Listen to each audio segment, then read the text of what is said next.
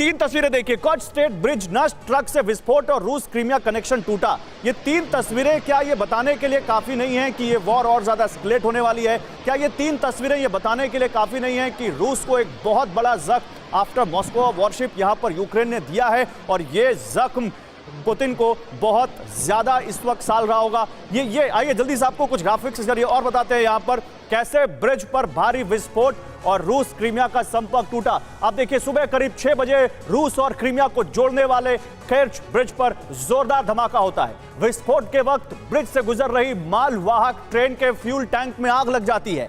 आग इतनी भयंकर थी कि पुल का एक बड़ा हिस्सा पानी में गिर गया। चश्मदीदों के मुताबिक विस्फोट की आवाज कई किलोमीटर तक सुनाई दी है। ब्रिज पर ट्रक में धमाका होता है। रूस की एंटी टेररिज्म कमेटी यह दावा कर रही है ब्रिज को 2018 में क्रीमिया और रूस के बीच ट्रांसपोर्टेशन के लिए बनाया गया था। ये अपने गांव से ही बिजनेस करके 100 करोड़ से भी ज्यादा का बिजनेस करते हैं। क्या आपको भी गांव से ही बिजनेस करना है? तो फ्रीडम ऐप को अभी डाउनलोड कीजिए।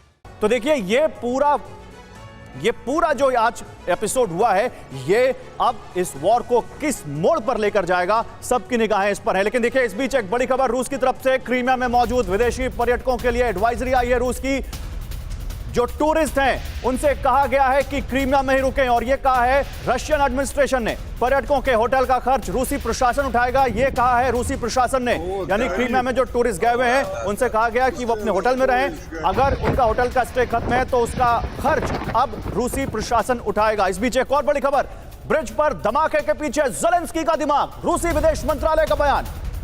यानी रूस ने साफ कह दिया है कि इस धमाके के पीछे यूक्रेन है, ब्रिज पर हमले की जांच कर रहे हैं, यह कहा है रूसी विदेश मंत्रालय ने। रूस ने क्रीमिया ब्रिज धमाके में अमेरिका पर भी बड़ा आरोप लगाया है। रूस ने कहा है ब्रिज पर हमले के लिए पेंटागन ने यूक्रेन को स्पेशल वेपन दिए, यानी यूक्रेन अकेले अपने दम पर ऐसा नहीं कर सकता। तमाम एनालिस्ट, तमाम एक्सपर्ट ये कह रहे हैं और रूस ने भी कहा है कि इसमें अमेरिका ने यूक्रेन की मदद की है।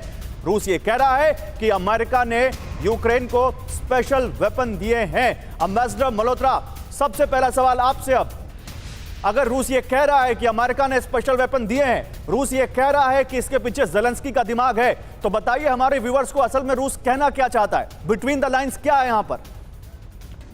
देखिए, चेतावनी है जो वो दोहरा रहा है और ये पहली बार ऐसा नहीं हुआ कि रशिया को कोई सेटबैक मिली हो या वो सेटबैक के पीछे यूक्रेन या अमेरिकन का हाथ ना रहा हो।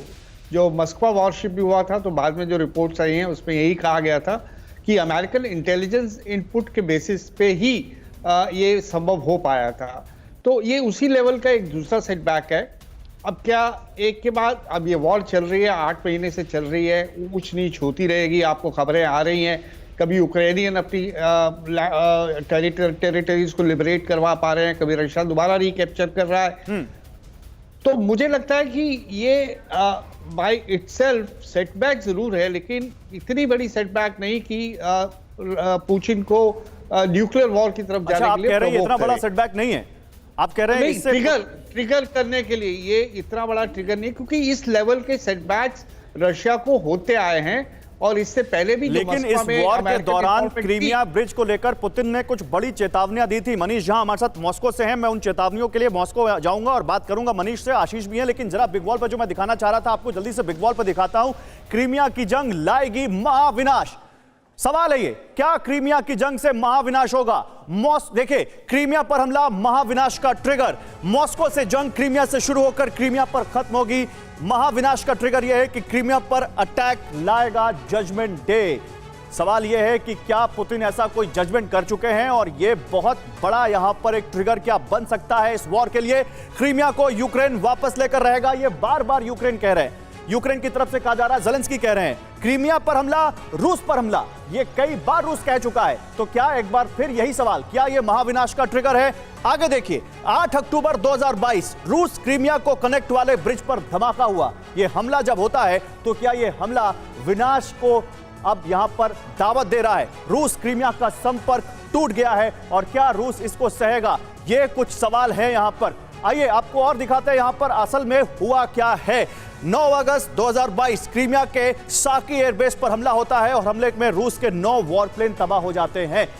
जैसा कि एम्बेसडर मल्होत्रा बता रहे थे आपको, ये पहला अटैक नहीं है, इससे पहले भी अटैक हो चुके हैं और ये पहला सेटबैक नहीं है रशिया के लिए। लेकिन रशिया किस तरह से इस सेटबैक को लेता है, सवाल यहां पर यही है। ये अपने गांव से ही बिजनेस करके 100 करोड़ से भी ज्यादा का बिजनेस करते हैं। क्या आपको भी गांव से ही बिजनेस करना है? तो फ्रीडम ऐप को अभी डाउनलोड कीजिए।